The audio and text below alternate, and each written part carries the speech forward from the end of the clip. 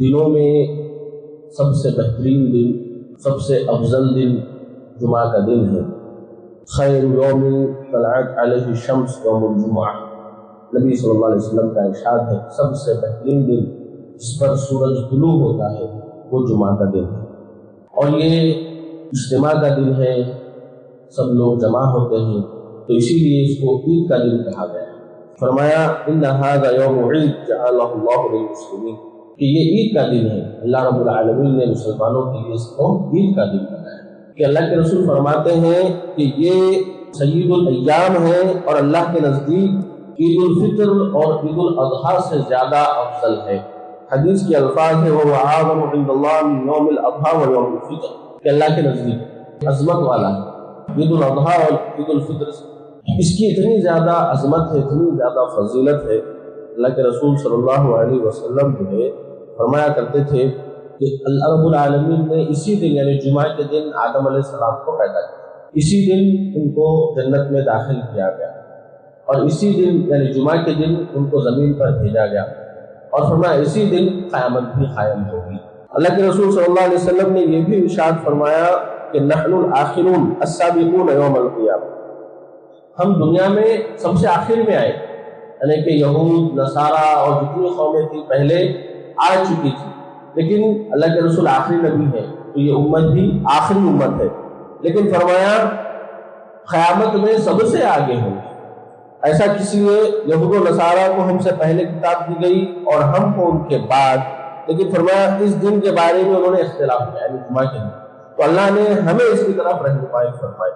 یہودوں نے ہفتے کے دن کو منتخب کیا، نصارہ نے اتوار کو منتخب کیا، لیکن اللہ کی رہنمائی ہوئی اور مسلمانوں نے جمعہ کو منتخب کیا۔ اللہ رب العالمین نے جمعہ مسلمانوں کو دے دیا، یہ تحفہ ہے اللہ کی طرف سے، وہ تحفہ جو یہود و نصارہ کو نہ مل سکا، وہ تحفہ ہے اللہ کی جانب سے، یہ جمعہ کا، یہ جو اللہ رب العالمین نے ہمیں دیا۔ تو اس کی فضیلت یہ ہے کہ اللہ کے رسول صلی اللہ علیہ وسلم فرماتے ہیں کہ جو اہتمام سے اس جمعے کو گزارتا ہے، تو فرمایا الجمعہ الی الجمعہ مکفرات لما بینہم اذا اجتنبت الکبائر، تو تین ایسی چیزیں ہیں جس میں جمعہ ہے، تو ایک جمعہ سے دوسرے جمعہ کے درمیان بندہ اگر کبیرہ گناہوں سے بچتا ہے تو اللہ تعالیٰ صغیرہ گناہوں کو معاف کر دیتا ہے۔ اور اسی طرح اللہ کے رسول صلی اللہ علیہ وسلم نے یہ بھی فضیلت فرمائی ما من مسلم یموت یوم الجمعہ اور لیلۃ الجمعہ الا وفقہ اللہ فتنۃ القبر، کہ جو بندہ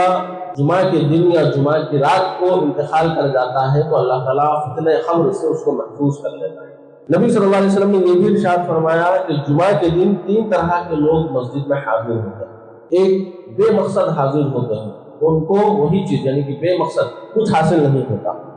دوسرے مسجد میں حاضر ہو کر دعا مناجات کرتے ہیں تو اللہ تعالیٰ جس کی چاہے دعا قبول کرے، جس کی چاہے رد کر دے، ایک تیسرے ہیں جو پورے سکون و اطمینان کے ساتھ مسجد میں داخل ہوتے ہیں، خاموشی کے ساتھ خطبہ سنتے ہیں، لوگوں کی گردنوں کو نہیں پھاندتے، نہ کسی کو تکلیف دیتے ہیں، تو اس کے ایک جمعہ سے دوسرے جمعہ تک اور مزید 3 دن کے صغیرہ گناہ معاف کر دیے جاتے ہیں۔ برادر اسلام، یہ جو جمعہ کا دن ہے اس کے خاص مطالبات ہے، خاص اس کے آداب ہے، اس کا خاص خیال رکھنا چاہیے۔ سب سے پہلے تو اس طرح دیگر نمازوں کے لیے مسجد کو جو آنا ہے بڑے اہتمام کے ساتھ آنا ہے، لیکن ان سے زیادہ اہتمام کے ساتھ جمعہ کی نماز میں حاضر ہونے کی ترغیب دلائی گئی ہے، یعنی کہ غسل یہ جو ہے ادب بیان کیا گیا۔ حضرت ابن عباس رضی اللہ عنہ فرماتے ہیں جب ان سے پوچھا گیا کہ جمعہ کے دن غسل کرنا واجب ہے تو فرمایا پہلے واجب تھا، یعنی کہ جب اسلام شروعات ہوئی تو لوگ جو ہے مزدور پیشہ تھے اور اون کے کپڑے پہنتے تھے، موٹے کپڑے، اور وہ کام کاج کے بعد جب مسجد آتے تھے تو ان سے جو ہے پسینے کی بو پھیل جاتی تھی، تو غسل واجب کر دیا گیا تاکہ کسی کو تکلیف نہ ہو۔ لیکن بعد میں پھر کیا ہوا، پھر اچھے کپڑے پہننے لگے اور پھر جو ہے کام جو ہے اور اچھا ہونے لگا، اتنی محنت نہیں کرنی پڑ رہی، تو پھر بعد میں آہستہ آہستہ وہ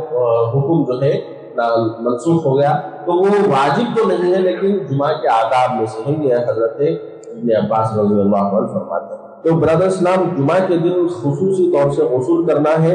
اور مسجد میں جلد سے جلد حاضر ہونا ہے۔ یہ خاص فضیلت بیان کی گئی کہ جو بندہ اول وقت میں جمعہ کے دن مسجد میں حاضر ہوتا ہے اس کو ایک اونٹ کی قربانی کا ثواب ملتا ہے۔ تو یہ افضل قربانی، بڑی قربانی۔ اور جو دوسرے وقت میں داخل ہوتا ہے اس کو گائے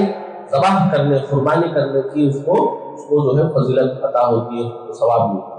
اور جو تیسرے وقت میں داخل ہو اس کو ایک جو ہے بکرا ذبح کرنے کے برابر ثواب ملتا ہے۔ جو چوتھے وقت میں داخل ہوتا ہے اس کو مرغی جو ہے ذبح کرنے کا ثواب ملتا ہے۔ اور جو پانچویں وقت میں داخل ہوتا ہے آخری وقت میں تو اس کو ایک انڈا صدقہ کرنے کے برابر ثواب ملتا ہے۔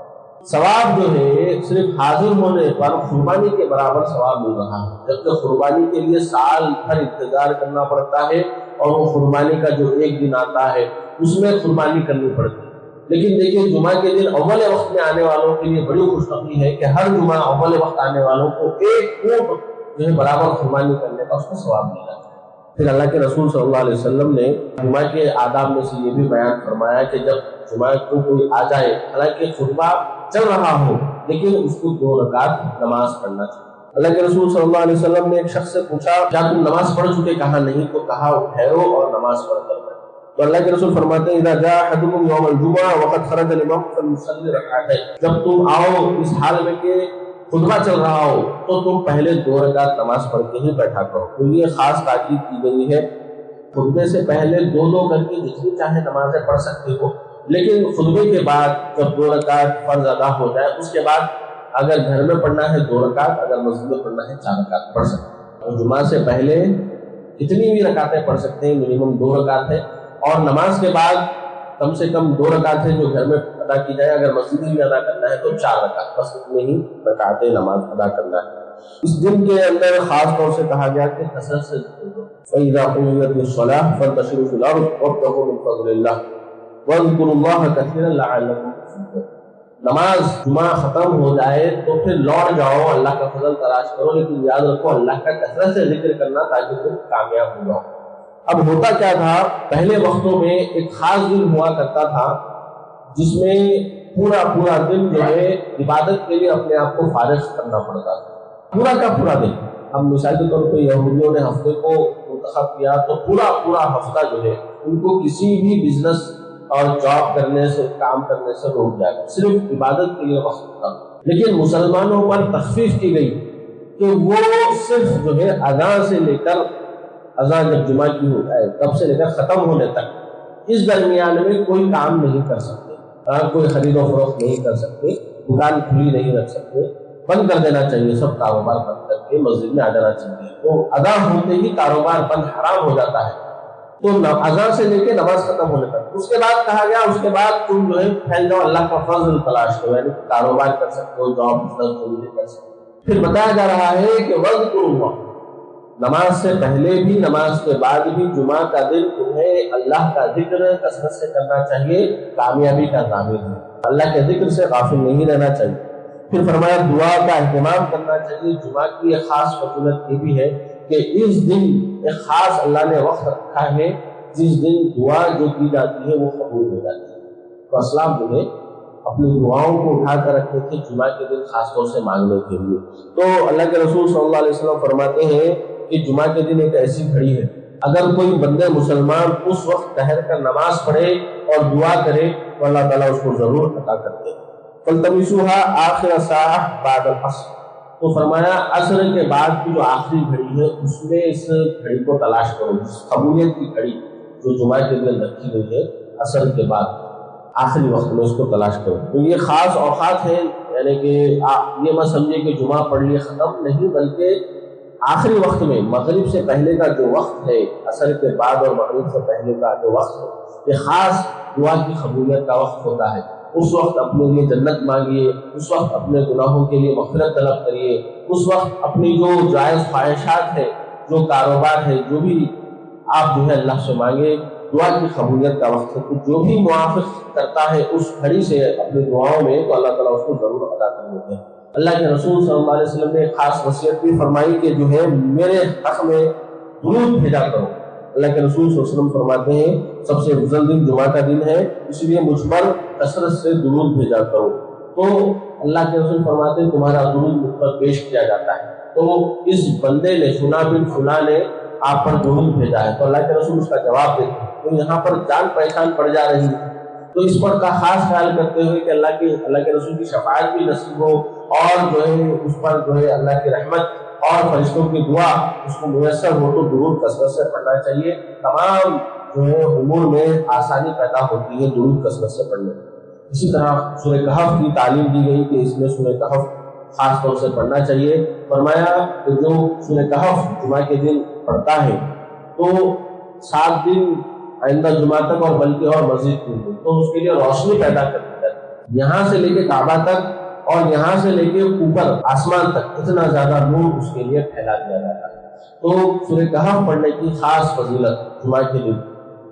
ہر دن آپ قرآن پڑھیں یہ تو مطلوب ہے، لیکن جمعہ کے دن خصوصاً سورہ کہف کی ترغیب دلائی گئی ہے اور اس کی فضیلت بھی بیان کی گئی ہے۔ اللہ کے رسول نے سخت وعید بیان فرمائی کہ جو بندہ 3 جمعے لگاتار چھوڑ دے تو اس کے دل پر مہر لگا دی جاتی ہے۔ مہر لگا دی جاتی ہے کا مطلب یہ ہے کہ وہ جو ہے غافل ہو جاتا ہے، اس کو اللہ، رسول، آخرت کی اور خبر کی کسی چیز کی فکر باقی نہیں رہتی، اب وہ بے فکر ہو کے دنیا کا طالب بن جاتا ہے، مہر لگا دی جاتی ہے۔ یہ بھی بیان فرمایا کہ گردنوں کو پھیلانا نہیں چاہیے جمعہ کے دن خصوصی طور سے۔ پہلی چیز تو جو بیٹھا ہوا ہے اس کو اس کی مجلس سے نہ اٹھائے، یہ خاص طور سے لا یقیمن احدکم الرجل من مجلسہ ثم یجلس، تم میں سے کوئی کسی کو اس کی جگہ سے اٹھا کر خود نہ بیٹھ جائے، یہ سب معنی کیا گیا۔ پھر فرمایا اجلس فقط آ گئی تھا، ایک شخص کو دیکھا کہ وہ گردنیں پھلانگتا ہوا آگے بڑھ رہا ہے تو آپ نے فرمایا تم بیٹھ جاؤ، تم نے دوسروں کو تکلیف پہنچائی۔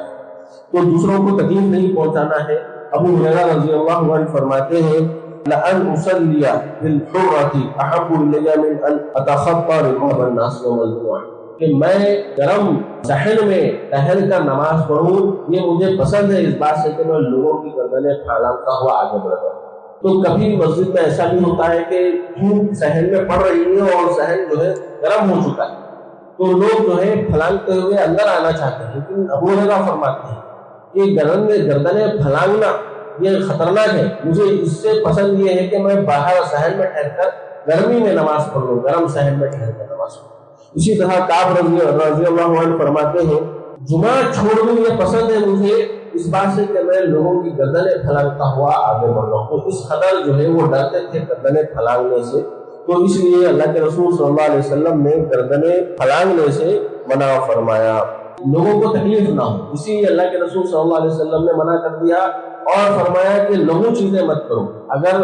لغو چیزیں مطلب خطبہ چل رہا ہو دوسروں کو خاموش بٹھانے کے لیے کہہ رہے ہو خاموش بیٹھو خاموش بیٹھو، تو یہ بھی کیا ہے وہ خود بھی جو ہے لغو حرکت کر رہا ہے، دوسروں کو تکلیف دینے سے منع کر دیا گیا۔ اللہ کے رسول اسی لیے کیا کرتے تھے خطبہ بھی مختصر دیا کرتے تھے، اسی لیے تاکہ لوگوں کو تکلیف نہ پہنچے۔ تو اللہ کے رسول نے یہ فرمایا کہ آدمی کے دیندار ہونے اور عقل مند ہونے کی دلیل یہ ہے کہ وہ اپنے خطبے کو مختصر کرے اور نماز کو لمبی پڑھائے۔ جو جمعہ کا دن میسر ہوا ہے اس کا خاص اہتمام کرنا چاہیے، اس کے خاص فضائل ہیں، اس کا بہت زیادہ ادب و احترام کرنا چاہیے۔ عید کا دن ہے، یہ بڑی فضیلت والا دن ہے، ہم اس پر بہت کچھ حاصل کر سکتے ہیں جو 6 دنوں میں حاصل نہیں کر سکتے ہفتے کے۔ جمعہ کے دن وہ تمام چیزیں بونس ٹائم ہمیں جو ملا ہے اس کے خاص فضائل ہیں جو ہم حاصل کر سکتے ہیں اور اللہ تعالیٰ کا تقرب حاصل کر سکتے ہیں۔ ہم دعا کرتے ہیں کہ رب العالمین ہمیں جمعہ کے فضائل کو سمجھ کر اس کا خاص ادب و احترام کرنے کے اللہ ہمیں توفیق عنایت فرمائے۔ اللہ رب العالمین ہمیں اپنا تقرب حاصل کرنے والا بندہ بنائے، اللہ رب العالمین ہمیں متقی پرہیزگار بنائے، اللہ رب العالمین ہمیں اسلام کا پابند بنائے، اللہ تعالیٰ گناہوں سے بچے رہنے کی توفیق عنایت فرمائے، جب تک رکھے اسلام پر قائم رکھے، خاتمہ ایمان کی حالت میں فرمائے۔ آمین۔ اقول قولی ھذا استغفر اللہ ولکم ولسائر المسلمین من الذنوب فاستغفروہ انہ هو الغفور الرحیم۔